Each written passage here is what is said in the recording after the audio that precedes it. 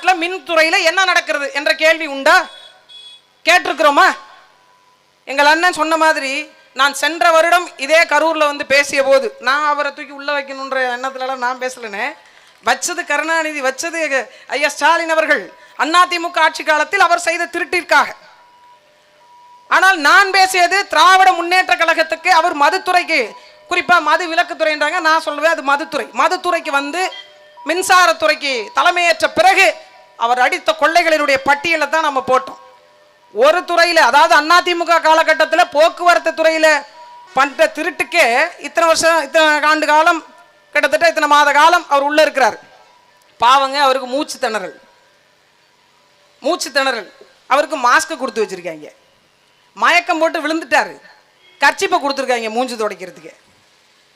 இப்படி ஒரு சூழல் மொத்தமாவே இது நாடகத்தின் பொருட்டாக நடந்து கொண்டு. இந்த மின்சாரத்துறை ஏன் கடனில் வந்தது, எதற்கு இந்த மின் கட்டண உயர்வு? அதுலையும் குறிப்பாக பார்த்தீங்கன்னா, நான் ஒரு கொய்யா பழத்தோட வந்திருக்கேன். சில கொய்யாக்களுக்கு கொய்யா வச்சு தான் சொல்லணும். இந்த ஒரு கொய்யா எவ்வளவு? ஒரு குறிப்பிட்ட இங்கே சந்தை இருக்குங்க, நிறைய விற்பனையாளர் இருக்கீங்க, விவசாய பெருங்குடி மக்கள் இருக்கீங்க. ஒரு கொய்யா பழம் வாங்கினா எவ்வளோக்கு வாங்கலாம்? ஒரு 5 ரூபாய்க்கு வாங்கலாமா? 5 ரூபாய்க்கு ஒரு கொய்யா பழம் வாங்கலாம். ஒரு 10 கொய்யா பழம் வாங்குறீங்க, மொத்தமாக வாங்கினா என்ன சொல்லுவாங்க? விலையை குறைச்சி சொல்லுவாங்க. ஒரு கொய்யாப்பழம் 5 ரூபாங்க, 5 கொய்யாப்பழம் 20 ரூபாய்க்கு கொடுங்க. இதான யதார்த்தம், இதான வழக்கம். தமிழ்நாட்டினுடைய மின்சாரத்துறை என்ன சொல்லுதுன்னா, 200 யூனிட் வரைக்கும் பயன்படுத்தினீங்கன்னா உங்களுக்கு மின்சார கட்டணம் கூடுதல் கிடையாது. 200 யூனிட்டுக்கு மேலே, அதாவது 400 யூனிட் ஒரு கணக்கு, 200லேருந்து 300, 300லேருந்து 400, 400க்கு மேற்பட்டது, 400 யூனிட்டுக்கு மேலே நீங்கள் பயன்படுத்தினீங்க அப்படின்னா ஒரு யூனிட்டுக்கு கூடுதலாக கட்டணம் வசூலிக்கப்படும். என்றால் ஒரு தொழிற்சாலை கூடுதலான மின் உற்பத்தி மூலமாக வரக்கூடிய மின்சாரத்தை பயன்படுத்துகிறது என்றால் அவங்களுக்கு விலையை குறைக்கிறீங்க. ஆனால் ஒரு சாமானிய மக்கள் கூடுதலாக பயன்படுத்துறாங்க அப்படின்னா ஒரு யூனிட்டுக்கான மின்சாரம் கூட்டுவதற்கான காரணம் என்ன? மொத்தமாக வாங்கினா குறைச்சி தானே கொடுக்கணும். மொத்தமாக வாங்கினா ஏன் இங்கு விலை கூட்டப்படுகிறது என்ற கேள்விக்கு பதில் உண்டா? இல்லை.